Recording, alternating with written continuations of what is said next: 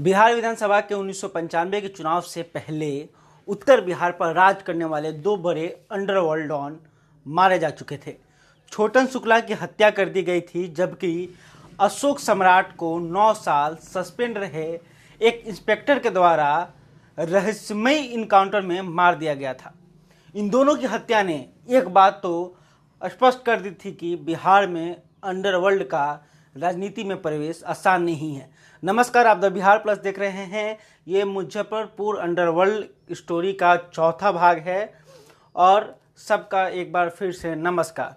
दरअसल 1995 के बिहार विधानसभा से पहले की राजनीतिक पृष्ठभूमि कुछ ऐसी थी कि तमाम बड़े नेता अपराधियों को पालते थे।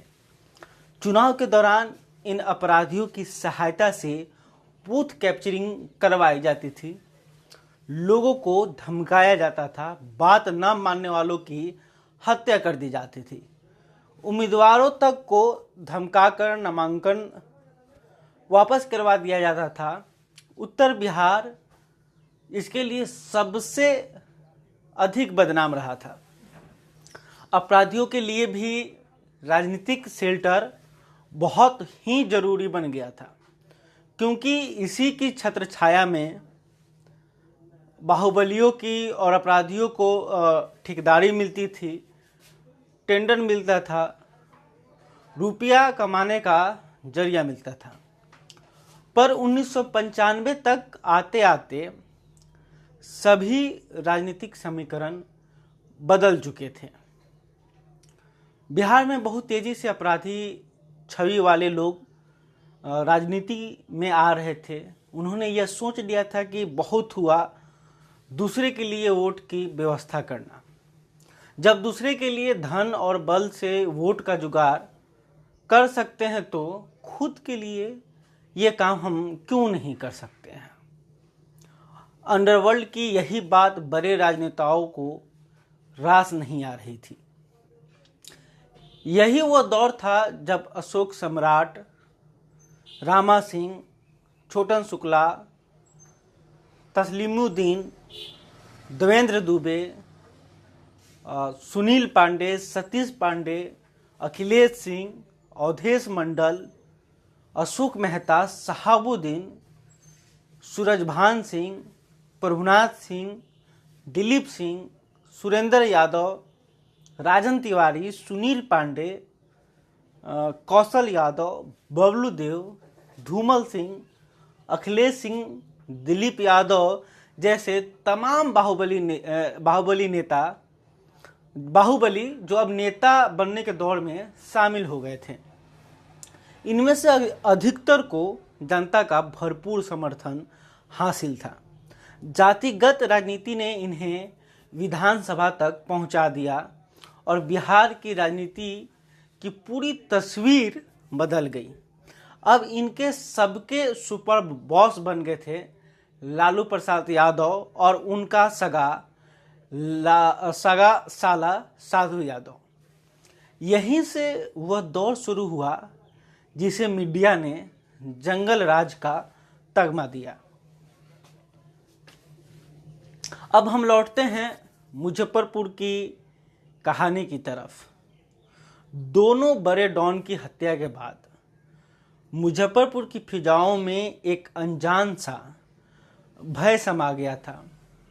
डीएम की हत्या के बाद आनंद मोहन और लवली आनंद सहित शुक्ला ब्रदर्स के भी दिन बदल गए थे। पर इन सबके बीच सबसे अधिक आक्रामक हुआ था छोटन शुक्ला का छोटा भाई भुटकुन शुक्ला। बड़े भाई की हत्या का बदला लेने की आग में उसने अपने सारे घोड़े खोल दिए थे। यही वो दौर था जब उत्तर प्रदेश का सबसे बड़ा डॉन श्री प्रकाश शुक्ला की तिरहुत में एंट्री हो चुकी थी। रेलवे के ठेकर पर उसका वर्चस्व था और उसके साथियों का। श्री प्रकाश शुक्ला भुटकुन शुक्ला के जरिए हाजीपुर और सोनपुर के रेलवे ठेकों पर वर्चस्व चाहता था। भुटकुन शुक्ला का भय ब्रिज बिहारी प्रसाद को भी था। उसने अपना सुरक्षा दायरा जबरदस्त तरीके से बढ़ा लिया था। बिहार पुलिस के अलावा उसने अपने सुरक्षा घेरे में प्राइवेट गार्ड्स या कहें कि अत्याधुनिक हथियार से लैस गुंडों की फौज खड़ी कर दी थी। भुटकुन शुक्ला के भय से उस वक्त पूरा शहर कांपता था। मैंने पहले के वीडियो पे बताया था कि भुटकुन शुक्ला के बारे में किस तरह से कहानियां मुजफ्फरपुर की फिजाओं में तैरती थी। इसमें कितनी सत्यता थी और कितनी झूठ, इसका दावा तो कोई कर नहीं सकता, लेकिन तय है कि बिना आग के धुआं नहीं निकलता है। बड़े भाई की हत्या के बाद भुटकुन शुक्ला का खुला ऐलान था कि खून के बदले खून। उसका एकमात्र मकसद बन गया था कि बृजबिहारी प्रसाद का हत्या कैसे भी कर देना है, और इसके जुगाड़ में भुटकुन शुक्ला लग गया था और वो बृजबिहारी प्रसाद के पीछे हमेशा लगा रहता था। कुछ महीनों बाद ही भुटकुन शुक्ला ने बदला ले लिया। बृजबिहारी तो हाथ नहीं आया, लेकिन भुटकुन के हाथ लगा बृजबिहारी प्रसाद का सबसे खास गुर्गा ओंकार सिंह। भुटकुन शुक्ला के लोगों की सटीक मुखबरी का ही यह देन था कि मुजफ्फरपुर के 0 माइल पर खून की होली प्लानिंग की गई थी। सुबह सवेरे चारों तरफ से घेरकर शार्प शूटर ओंकार सिंह सहित 7 लोगों की हत्या कर दी गई। यह सभी बृजबिहारी प्रसाद के सबसे खास गुर्गे माने जाते थे। 0 माइल से ही सीतामढ़ी और दरभंगा जाने का रास्ता है। यहीं गोलंबर के पास चारों तरफ से घेरकर 2147 की नली खोल दी गई थी और गोली धाए एकदम छलनी कर दिया गया। बताते हैं कि उस वक्त 1 नहीं 2 नहीं बल्कि दर्जन से अधिक 2147 से करीब 500 से 600 राउंड फायर ठोक दिए गए थे। इस हत्या के बाद भुटकुन शुक्ला ने स्पष्ट कर दिया था कि अब वो बृजबिहारी प्रसाद को छोड़ने वाला नहीं है, और वो लगातार उसका जो अंदर बदला की आग था वो शांत नहीं हो रहा था। भुटकुन शुक्ला का वो अपने बड़े भाई की हत्या का बदला लेना चाहता था और इसके ही फिराक में था। 0 माइल पर अपने 7 खास लोगों की हत्या से वहीं बृजबिहारी प्रसाद भी सख्ते में आ गए थे। ओंकार सिंह उस वक्त मुजफ्फरपुर के अंडरवर्ल्ड का बड़ा नाम बनता जा रहा था। मुजफ्फरपुर के आउटसाइड एरिया में जितने भी ठेके थे उसमें ओंकार सिंह का सीधा हस्तक्षेप रहता था। बृजबिहारी प्रसाद का खास होने का भी उसे फायदा मिलता था। तिरहुत के अंडरवर्ल्ड में इस बात के पुख्ता प्रमाण थे कि संजय सिनेमा ओवरब्रिज के पास बृजबिहारी गली के करीब छोटन शुक्ला की दिसंबर 1994 में 2147 से हत्या करने वाले में शार्प शूटर ओंकार सिंह और उसके ही लोग शामिल थे।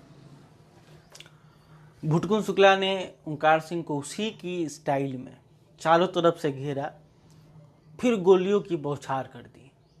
अपने भाई की हत्या का बदला भुटकुन शुक्ला ने ले लिया था, पर अब भी उसका इंतकाम बाकी था। उसके अंदर का आग अब भी धधक रहा था। यह इंतकाम का आग बृजबिहारी प्रसाद की हत्या के बाद ही शांत होता। अंडरवर्ल्ड कहा जाता है कि बृजबिहारी प्रसाद ने भुटकुन शुक्ला को मारने की स्क्रिप्ट काफ़ी पहले लिख दी थी। इसके लिए उसने दीपक सिंह नाम के एक युवा शूटर को भुटकुन शुक्ला के गैंग में शामिल करवा दिया। दीपक सिंह चंद समय में ही भुटकुन शुक्ला का विश्वास पात्र बन गया था। वह भुटकुन शुक्ला के बॉडीगार्ड के रूप में हमेशा साया की तरह उसके साथ रहता था। भुटकुन शुक्ला को मारने के मौकों तलाशे जाने लगे, लेकिन भुटकुन को मारना इतना आसान काम नहीं था। अपनी कमर में हमेशा ऑटोमेटिक जर्मनी मेड रिवॉल्वर रखने वाला भुटकुन शुक्ला मुजफ्फरपुर के अंडरवर्ल्ड का सबसे शातिर खिलाड़ी था। मुंह से बोलने से ज़्यादा कहा जाता है कि वो अपने रिवॉल्वर से बोलता था। ऐसे में उस पर वार करना खुद को मौत के दावत देने के बराबर था।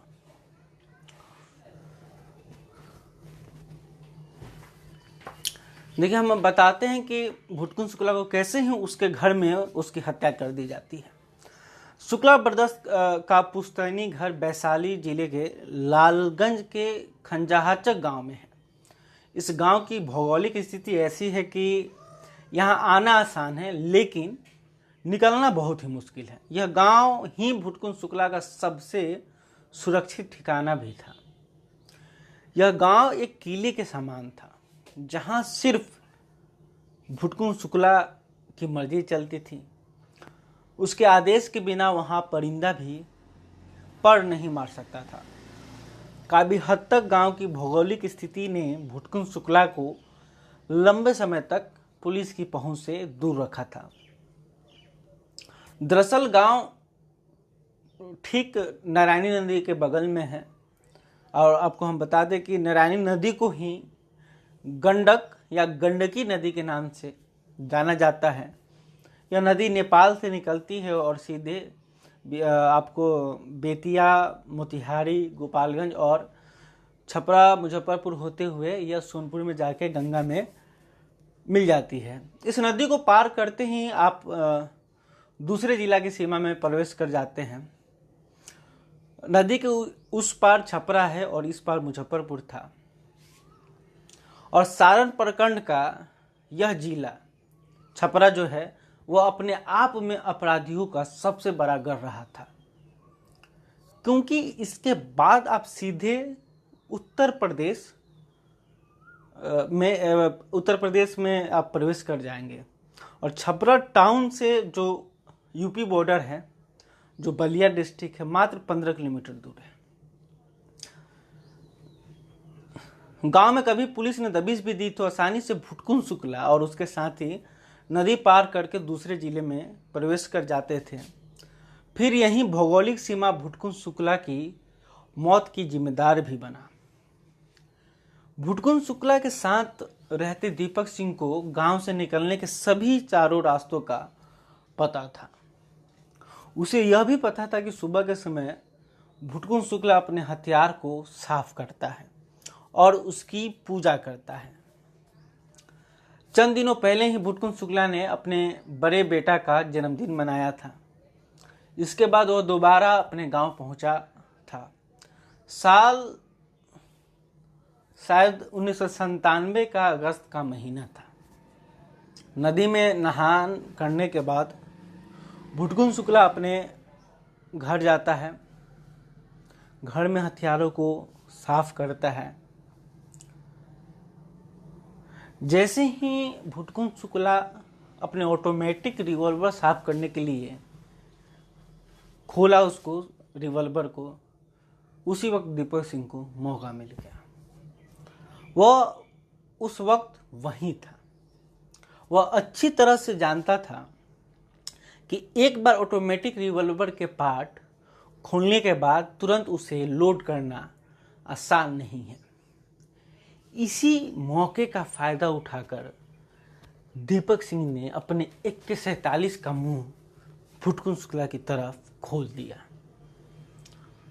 मौके पर ही भुटकुन शुक्ला की मौत हो गई। जिस सुरक्षित रास्ते का उपयोग भुटकुन शुक्ला गांव से निकलने के लिए करते थे, उसी रास्ते दीपक सिंह भी फरार हो गया और गांव में कोहराम मच गया। आपको बता दें कि दीपक सिंह मुजफ्फरपुर जिले के रहने वाला था। मुजफ्फरपुर में सरमस्तपुर एक गांव है जो राजपूतों का गांव है। दीपक सिंह भी राजपूत था और वो अभी भी जीवित है। गांव में कोहराम मच गया भुटकुन शुक्ला की हत्या के बाद। जब तक कोई कुछ समझता, अंडरवर्ल्ड का एक बड़ा डॉन मारा जा चुका था। यह बिहार के अंडरवर्ल्ड में गद्दारी की शायद पहली और सबसे घिनौनी घटना थी। जो अंडरवर्ल्ड विश्वास की बुनियाद पर टिका था, उसमें बड़ी दरार पड़ गई। बृज बिहारी प्रसाद और उसके समर्थकों ने खूब जश्न मनाया। यहाँ यह बात बताना जरूरी है कि पुटकुन शुक्ला हत्याकांड के बाद यह बात जोर से फैलाई गई कि हत्यारा दीपक सिंह जाति से राजपूत था। और इस बात का विश्लेषण करेंगे तो पाएंगे कि यह बात इसलिए फैलाई गई क्योंकि इसका राजनीतिक फायदा मिल सके। क्योंकि उस वक्त राजपूत और भूमिहार जातिगत रूप से एकजुट थे।